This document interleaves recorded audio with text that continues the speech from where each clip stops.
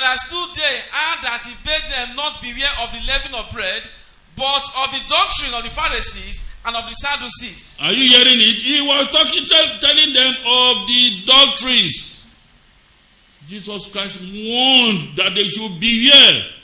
We have their counterparts in this age of the end of the world. So, I want to now tell you the doctrines of many of these churches that you should beware. If you see any of these doctrines, then immediately run away. The doctrine which states that all the good are going to heaven and all the bad are going to hellfire is a doctrine of Satan. Some people may wonder. The doctrine which states that all good people are going to heaven to enjoy eternity and all the bad are going to hellfire to be punished forever and ever is a doctrine of the devil. Why do we say so? That is not the plan of God. God has promised to set up a kingdom covering both heaven and earth, headed by Jesus Christ and his fellow kings, which are called apostles or the saints of God, ruling from heaven to this earth. The majority of people will be here on earth. Over 99.9999% of those who will be saved will be in the kingdom of God here on earth. It is only a few that are going to heaven to go and rule as priests and kings from heaven with Jesus Christ. If you read Luke chapter 22, 28 to 30, Revelation chapter 1, 5 and 6, Revelation chapter 5, 9 and 10, and Revelation chapter 25 and 6. And these people who will rule with Jesus Christ in heaven are all men, no woman among. This is the arrangement of God. And that is why, early enough, if you read Isaiah chapter 65, from verse 17 to 25, he revealed that he will create new heavens and a new earth. Is that not correct? And when Jesus Christ came, he said it, blessed are the meek, for they shall inherit the earth. Matthew chapter 5 verse 5. He was quoting what the psalmist had already said in Psalm 37 verses 9 to 11, verse 22, 29 and 34. So, since the kingdom of God will be both in heaven and on earth, if you also consider what is in 2 Peter chapter 3, verse 13 and 14, since it is clear that the kingdom of God will come to this earth, according to what Jesus Christ taught us also to pray, in the Lord's Prayer, which I will now say to that up to that section, Our Father, who art in heaven, hallowed be thy name. May thy kingdom come. May thy will be done on earth as it is done in where? Heaven. Matthew chapter 6, 9 and 10. Since it is clear that the kingdom of God will be in heaven and on earth, why do people go about teaching that the kingdom of God will be only in heaven? Why? Is that not a doctrine of the devil? Why do you go and teach people to have hope in what they can never achieve? Some people even said that they escorted people to heaven. And they even returned back to this bad head after reaching heaven. May God have mercy on these false teachers. So anybody that is teaching you that all good Christians go to heaven and all bad people go to hellfire, you ask the person, if all good people go to heaven and all bad people that have died have gone to hellfire, in the day of resurrection, who will be resurrected? Ask them. Or is there no resurrection? But there is resurrection. Resurrection is one of the 10 fundamental doctrines or plank of true Christianity. In actual fact, it is doctrine number 6. There are 10 of them. Creation, justice manifested, Abrahamic promise, number 3. Number 4 is the birth of Jesus Christ. Number 5 is the ransom sacrifice. And number 6 is resurrection. Then number 7 is mysteries revealed. Number 8 is Christ's second presence. Number 9 is glorification of the church. And number 10 is the resurrection, regeneration, refreshing, restoration, and the restitution of all things. 10. And without believing in resurrection, in actual fact, without resurrection, we are of all men most miserable. If you read 1 Corinthians chapter 15, 19 to 21. So, you cannot believe in resurrection, which is a fundamental doctrine, which is correct. The Bible reveals that there is a period in which there will be resurrection, both of the good and the bad. Is that not correct? Correct. Job chapter 19, 25 and 26. Job chapter 14, 14 and 13. Daniel chapter 12, verse 2. Isaiah chapter 26, verse 19. John chapter 5, 28 and 29. John chapter 11, 23 to 25. Daniel chapter 12, verse 2. Acts chapter 24, verse 15. Revelation chapter 20, 12 to 14. And others. Ezekiel chapter 37, 1 to 14. All these places shows clearly that there will be a resurrection, both of the just and unjust. Please, pastors, I am now asking the question. If all the good people according to you have gone to heaven to enjoy, and the bad people are all in hellfire suffering, please explain to your audience, to your members, in the day of resurrection, who will be resurrected? Is it the person who is already enjoying in heaven that will come and enter the grave again? And please quote the section of the Bible where somebody who is already enjoying in heaven will now come into the grave and be resurrected. Or somebody is already suffering in hellfire according to you, because we search the whole passage in the Holy Bible.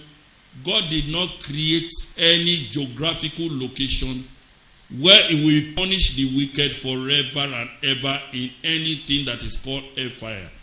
That is a doctrine of Satan the devil.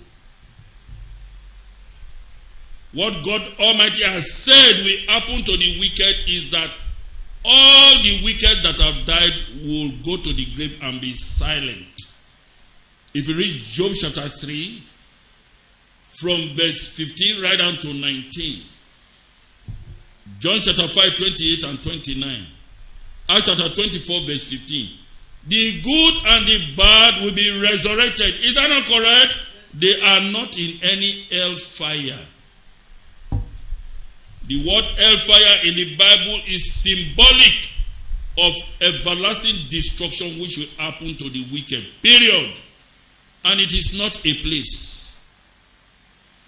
God did not create any geographical location for the wicked. Otherwise, the first person that will have been sentenced to hellfire is who? Adam.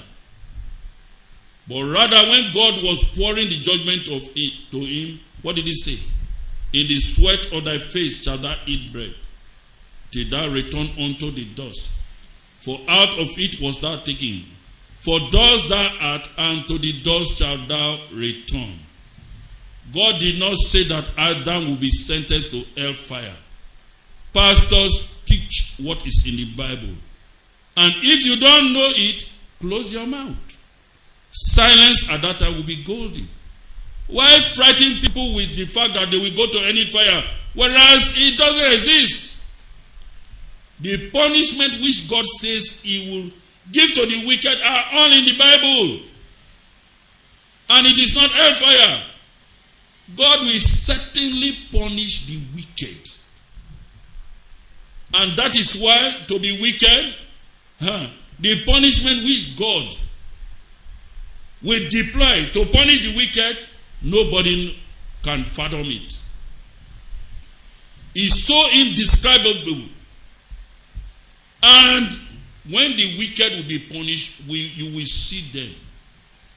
If you read Psalm 91 verses 8, the wicked, when they will be punished and later sentenced to everlasting destruction, whereby they will not exist anywhere in any planet, you will see it. It's an opudential punishment. We have been asking people. They say that where the hellfire, the worm does not die there. The fire is not quenched. Everlasting fire. We have been asking people, show us the geography. Fire is a literal thing. Is that not correct? Show us the geographical location of hellfire. Up to today and tomorrow, they cannot show it because it does not exist. So any church you are going and they are teaching you about these two, just know that it's a doctrine of the devil. It is not inspired. It is not God Almighty that has sent them. They are not talking things which are in the Holy Bible. Little by little, we'll be treating some of these subjects later in their individual basis. Another doctrine of the devil, which if any church teaches, is the immortality of the soul. Some people believe and teach that the soul is another entity in man that is capable of individual existence at the demise of somebody. But that is a doctrine of the devil. In actual fact, the devil was the first person that sold that dummy or idea to Eve in the Garden of Eden. In actual fact, there is nothing like an immortal soul that was created. God did not create anything to have immortality inbuilt in that thing, even a stone. In science before, we used to believe it according to Dalton's atomic theory, that the atom can never be created nor destroyed in the course of a chemical reaction. Later, it was shown to be falsehood. There is nothing that cannot be created or destroyed. God is the only one that has immortality. Even Jesus Christ, when he was created as the Logos in Greek, word in English, meaning the interpreter or spokesperson for Jehovah the Almighty God, was not imbued with immortality from scratch. He was created as a mortal being.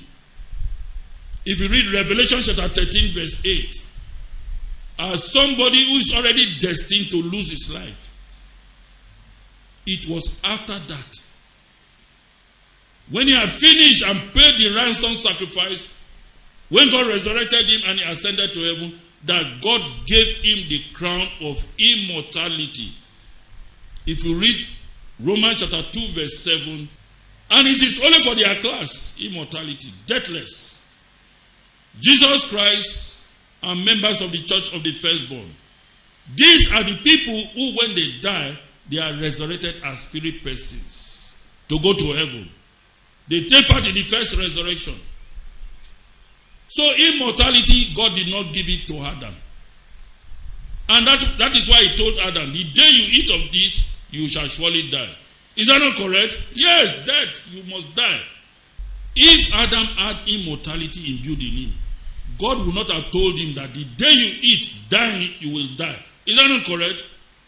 The soul is not another entity in man that continues to exist, having all the properties of life after man is demise. It's a lie.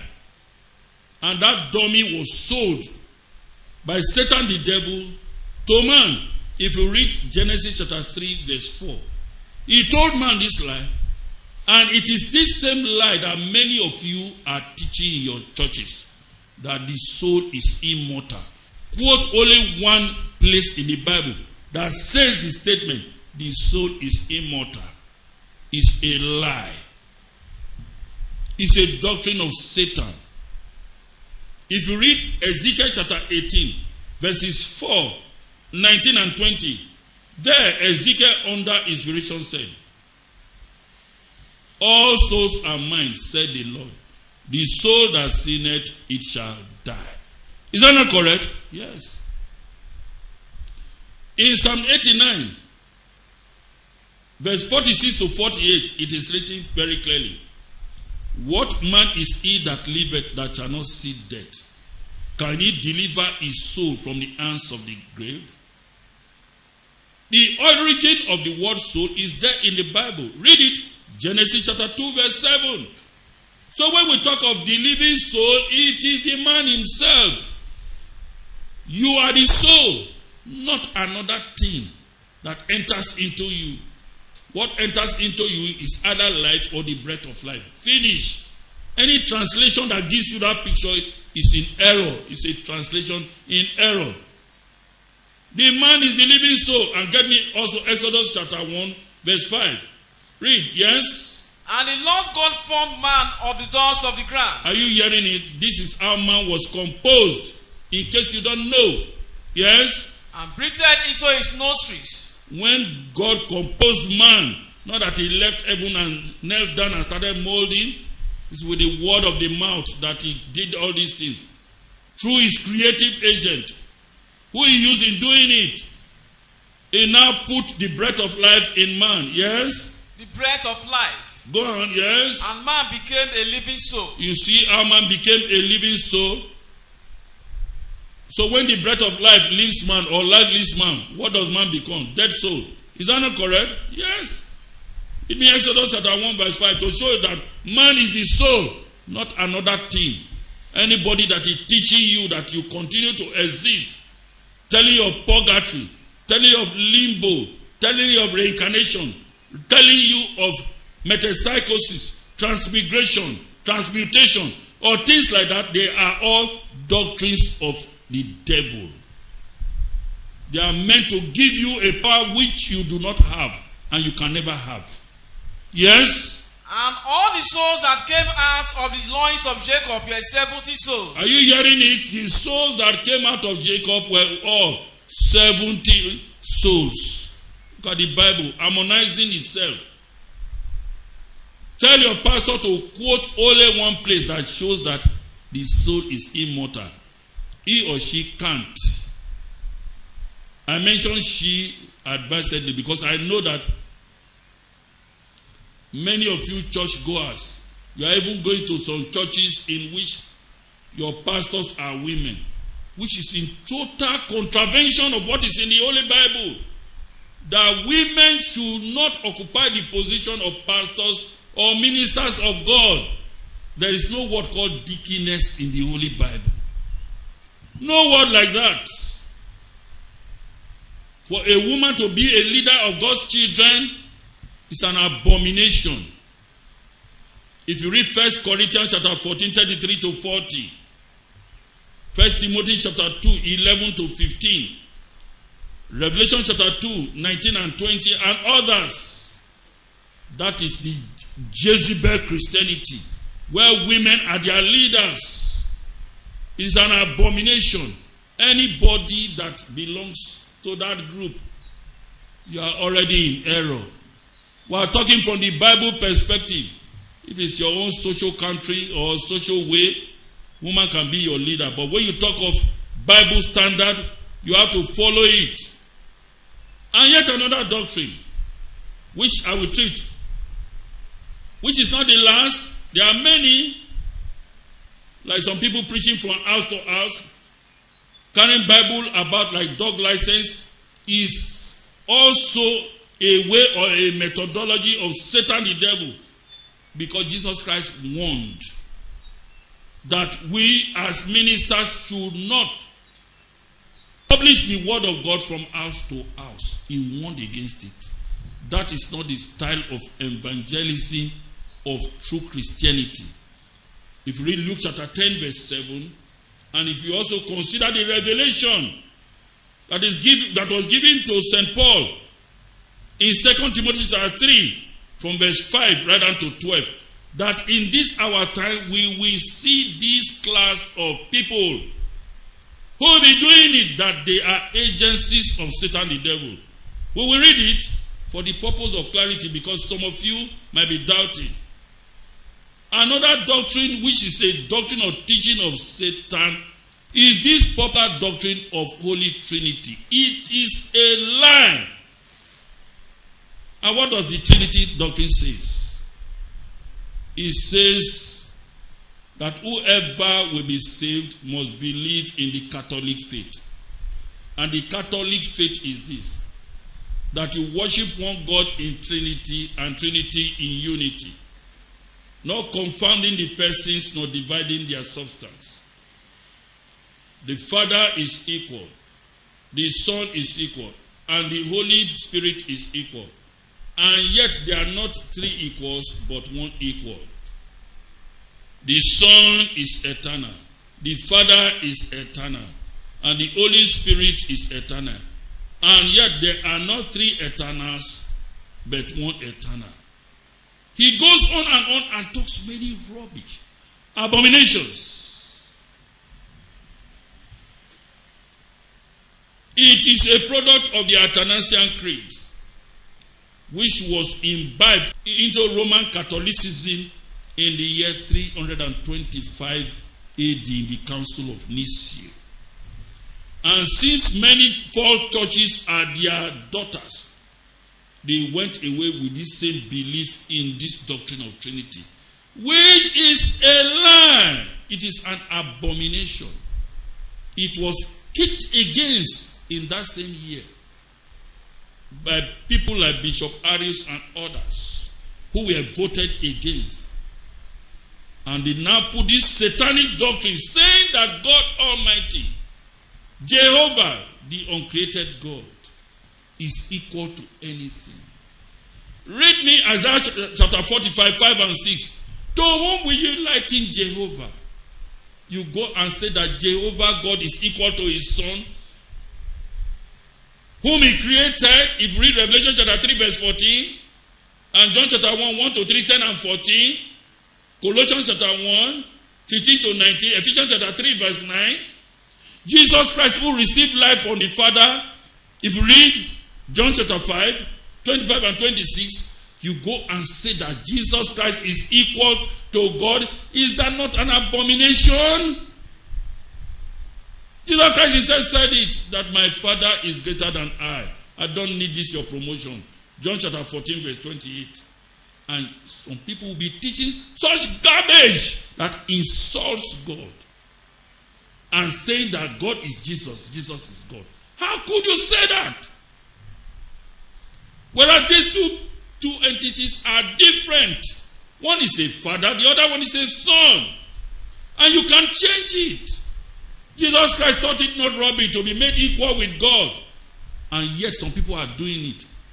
Philippians chapter 2, from verse 5 right down to 11. Read, yes? To whom will ye liken me? Are you hearing it? This is Jehovah thundering on all of you who are saying that Jesus Christ is equal to God. To whom will he liken Jehovah? Yes? And make me equal. How can you make me equal? Can you make somebody equal to God Almighty? He is the only one that is called God Almighty. He is the only one that has the name Jehovah. Exodus chapter 6 verse 3. Jesus Christ is called Mighty God. If you read Isaiah chapter 9, 6 and 7. What is the word God? The word God means just a mighty or powerful one, or one who is to be reverenced. Satan is called God of this world. 2 Corinthians chapter 4 verse 4. And Ephesians chapter 2 verse 2. And 1 Corinthians chapter 8 verse 5 and 6. There are many gods. But when we talk of God of gods and Lord of lords, if you read Deuteronomy chapter 10 verse 17, that is Jehovah. Is that not correct? Yes. How could you liken him to Jesus Christ? Who sent you that one? That is a doctrine of Satan, and it is blasphemy. If you say that Jesus Christ is God Almighty and God Almighty is Jesus Christ, when Jesus Christ died, did God Almighty, did Jehovah die? So, when Jesus Christ was in the womb of Mary, there was no God in heaven. Is that not trash? Then in the day of baptism, whose voice was heard from heaven? who was being baptized. The Holy Spirit, is he even a God? Is it even a God? Is it a person? Describe it. Some people might describe it in the form of a dove. What of cloven tongues of fire? The Holy Spirit is not a person. It's the invisible force by which he acts on men and women. And the most superior part of the Holy Spirit is the spirit of anointing, which he gave to Jesus Christ and his apostles, or the saints of the Most High, which distinguishes them out. So for anybody to go about and be believing in that obnoxious doctrine of Trinity, is you are believing blasphemy. A doctrine which says that God Almighty at a particular time died. Is that a convenient language to even use? To whom will he liken God or make him to be equal? Yes. And compare me. And compare him. Yes. That we may be like. That he may be like. God, can you say that? Jesus Christ is called the express image of the invisible God. If you read Hebrews chapter 1-3, how can the image of somebody be the person? Do you have spiritual sense of logic in your head? 1 + 1 + 1 is equal to 1. 3 persons in one God. Is that statement in the Bible? Then when we tell you, many of you will get annoyed. Who cares whether you are annoyed? We will speak the truth and damn the consequences to you. If you believe error, you will go to destruction. You will worship God in error. But it is our business to point out these errors to you. Yes, I did quote 2 Timothy chapter 3. 2 Timothy chapter 3. I told you that there are some people who are going about calling themselves that they are the true church. It's a lie. They are in error. And God Almighty used St. Paul to point them out. Earlier on, 2 Timothy chapter 3. Read from verse 5. Yes? Having a form of godliness. He said, we will come across a people. The beginning of this chapter 3, verse 1, says that in the last days we will meet these people. They will be they will be part of the signs of the last day. Is that not correct? The sign of the perilous times. Then he mentioned a particular group which are very, very common. I will state it. The topic is identifying the true church. Which is the true church? You can only identify it by what is called the principle of exclusion, which is what we are doing. We have told you how you will identify it. We are now telling you how you will also exclude them. And you will have your part correct. Yes? But denying the power thereof. Yes, but denying the power thereof, they just pretend to be holy. A form of godliness. Sanctimonity is not holiness. Sanctimonity is just pretending to be holy. Fake holiness. Yes? From such turn away. From such run away. And he will describe them for you, and you will see how clear the vision is. Yes? For of this sort are they which creep into houses. Are you hearing it?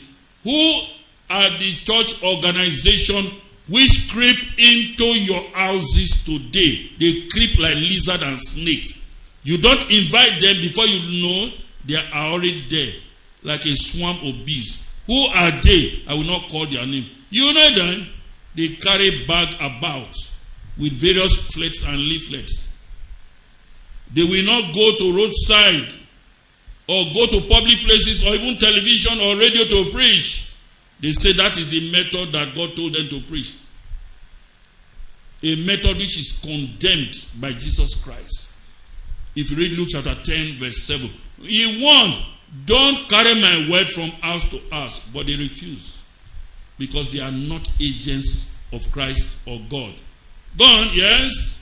And lead captive silly women laden with sins. You see them with many women and even children going about.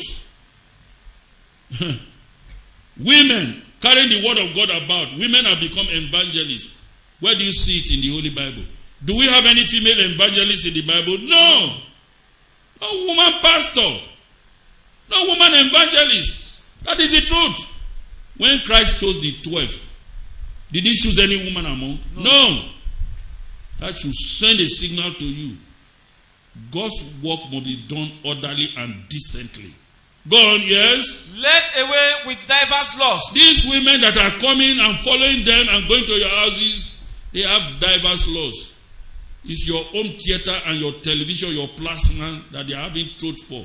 The way your apartment is beautifully furnished. And many of you have had the experience of even married one among them. After the males have left them, they come back to you. You know where they end up? In your bedrooms and in your kitchens. Prostitute themselves. Go on, yes? Ever learning. They are ever learning. Every day you see them, convention and learning. But what? Yes? Are never able to come to the knowledge of the truth. Yes, the uncorrupted word of God is never with them. They are the ones going about setting the dates of Armageddon almost every 10 years. They are not ashamed of themselves. Whereas Jesus Christ said, the day and hour knoweth no man. Matthew chapter 24 verse 36. But they will go about, say they have made calculation. Which calculation? Want to calculate God? Go on, yes. Now, as Jannes and Jambres withstood Moses. Yes, as Jannes and Jambres withstood Moses and Aaron in those days, we have their counterparts now. Yes. So do these also resist the truth. Yes, they resist the truth. They go against the truth. When you tell them, they say, hey, at no time will you preach with them or argue with them. At the end of the day, will they agree with you? No. Recalcitrant, stubborn to the truth. Yes? Men of corrupt minds. Their minds are corrupt, and that is correct. They have corrupt wisdom. Yes? Reprobate concerning the faith. Are you hear it? They are counterfeit witnesses. Concerning the faith, they are counterfeit.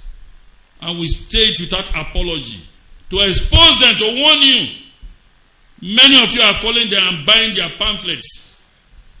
It's loaded with a lot of inaccuracies. Yes? But they shall proceed no further. Just watch it.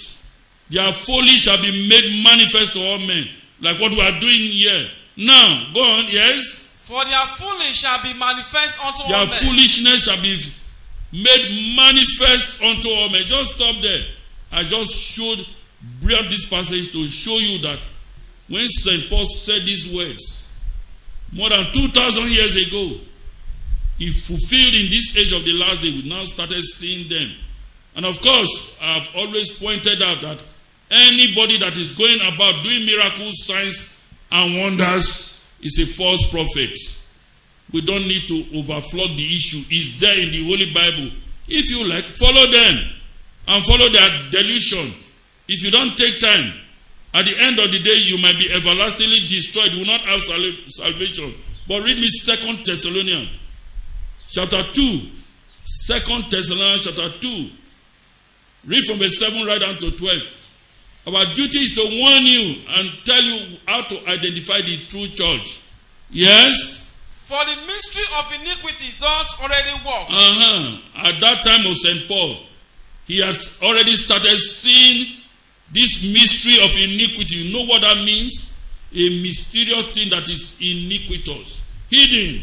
Go on, read on, yes. Only he who now letteth will let. It is only God who allows things to happen in their chronological sequence that will allow it. Yes. Until he be taken out of the way. Go on, yes. And then shall that wicked be revealed. And then shall that wicked one, who is the wicked one? Satan the devil and his organization, they will be revealed. Yes. Whom the Lord shall consume with the spirit of his mouth. Yes, the Lord shall consume it with the gospel of the kingdom, which is this word of God that will be preached in this age of the end of the world. Go on, yes. And shall destroy with the brightness of his coming. Are you hearing the brightness of his parusha? Little by little they will be exposed, and they are being exposed. Yes? Even him. Yes? Whose coming is after the working of Satan. Are you hearing it? That the second presence of Jesus Christ Satan, the devil, will want to counterfeit it with this activity. What is it? Yes. All power and signs and lying wonders. Are you hearing it? They will go about doing miracles, signs, and wonder, telling you that they are doing exactly what Jesus Christ did and the early apostles.